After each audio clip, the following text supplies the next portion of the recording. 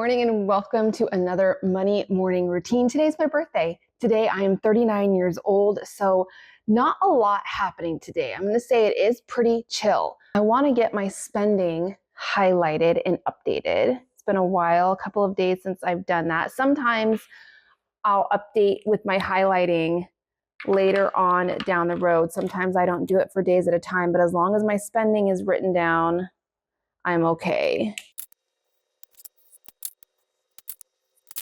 I feel like it's been pretty quiet with my spending. I did want to talk about some transactions out of my checking account using some sinking funds in my life.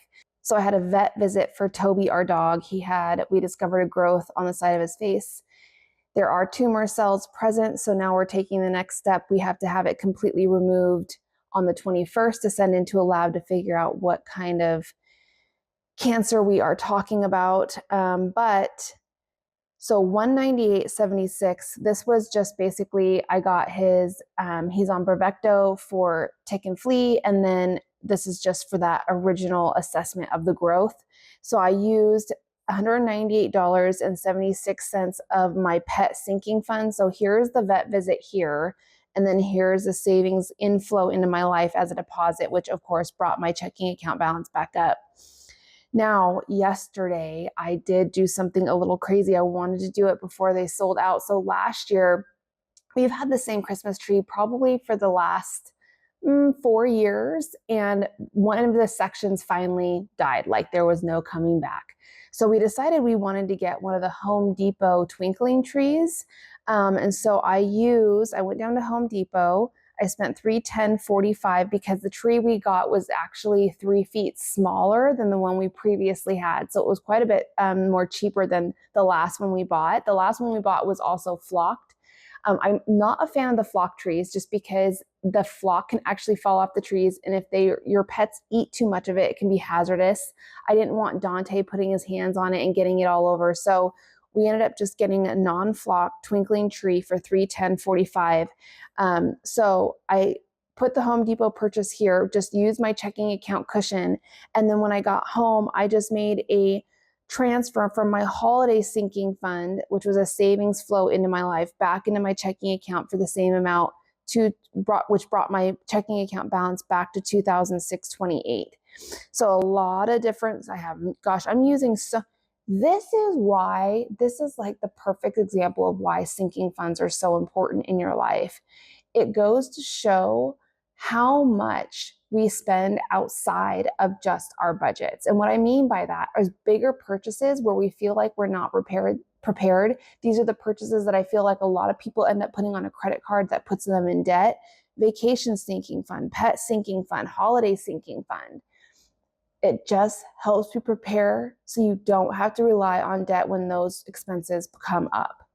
So that is all I have here. Now, what I did want to talk about, December, obviously, I want to talk about what you can do right now today to start preparing for the new year. Now, obviously, you want to make sure it is the middle of the month at the 15th. Get your December budget calendar done so you can start working on your December budget. Okay, that's the first one.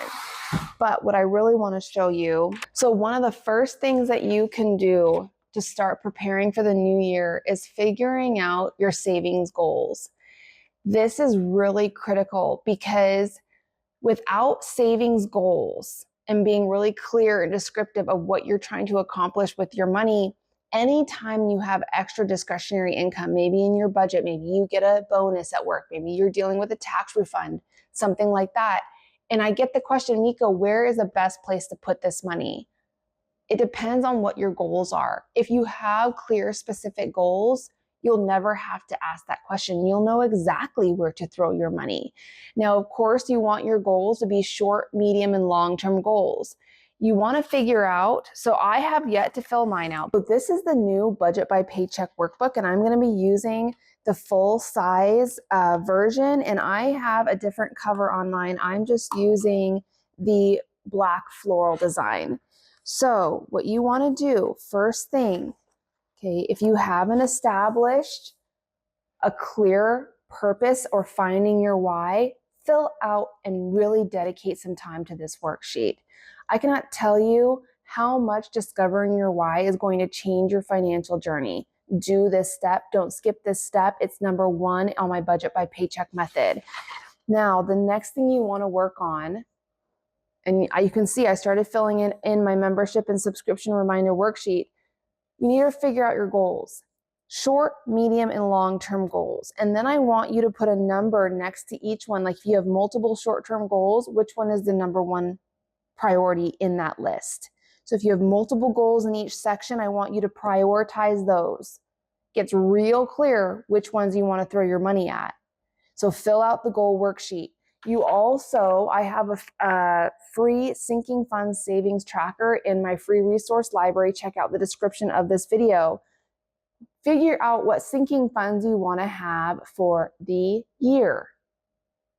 Okay, so savings goals, get those figured out before the new year. And I would suggest doing it sooner than later. The next thing is, once you have your savings goals, you can start filling in your trackers. Now, I am utilizing the savings goals visual trackers inside the new workbook. Christmas, or Chris's B-Day, James's B-Day, Dante's birthday, Christmas, back to school, wedding anniversary, property taxes, and house insurance. I'm going to be tracking my progress visually for those goals. Then what you want to do is you want to figure out your budget categories. Okay, so your budget categories. Now, I have yet to fill in the colors for what each one of my categories, just because I'm not sure if I want to use these same colors for my categories. I don't know. I don't know. I'm still thinking about it. But once I have those colors figured out, now I have what transaction and what expenses fall under each category, but I also want to start over here and get those categories written in so I can start my yearly spending overview. I am prepping and preparing for the new year so I'm successful in 2025. Okay, there are things we can do with our finances now to prepare for that. All right, so, and then make sure you jot down any notes or thoughts or anything like that. Then we're jumping in straight into January for the new year.